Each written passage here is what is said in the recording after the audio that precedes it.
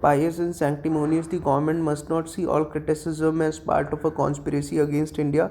India's unusual response to comments on the ongoing farmers' protest by some international celebrities comes across as highly sanctimonious. The temptation of sensationalist social media hashtags and comments, especially when resorted to by celebrities and others, is neither accurate nor responsible, the Ministry of External Affairs said in a statement.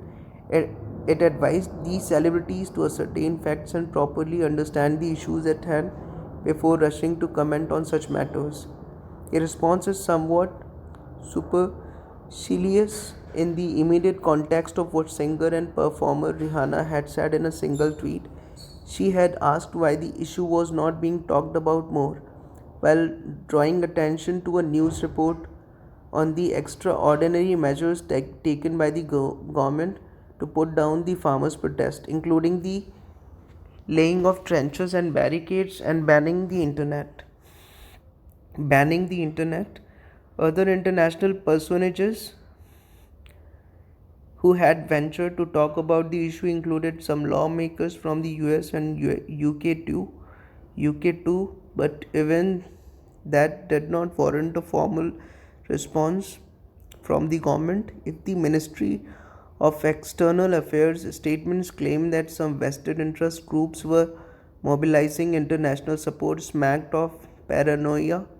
The fact that a few isolated comments could send the Indian government into a tizzy and lead to a lengthy riposte reflects a siege mentality arising from deep insecurity. Whether it is organized dissent within the country or informal criticism from elsewhere, it sees everything as a conspiracy against itself.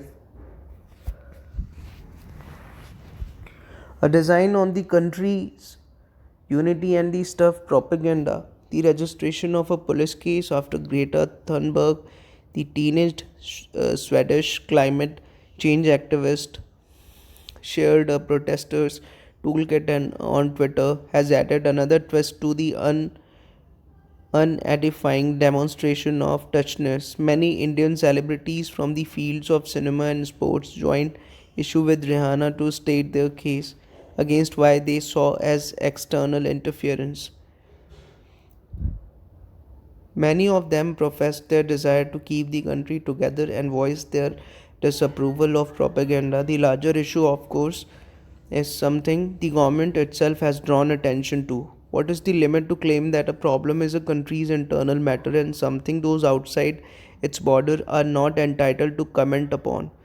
Given India's recent comment voicing concern over the military takeover in Myanmar, on the attack on Capitol Hill in the US, and its oft expressed views on developments in neighboring countries, it requires no iteration that some issues that have a bearing on human rights, survival of democracy, and international relations to tend to invite comment.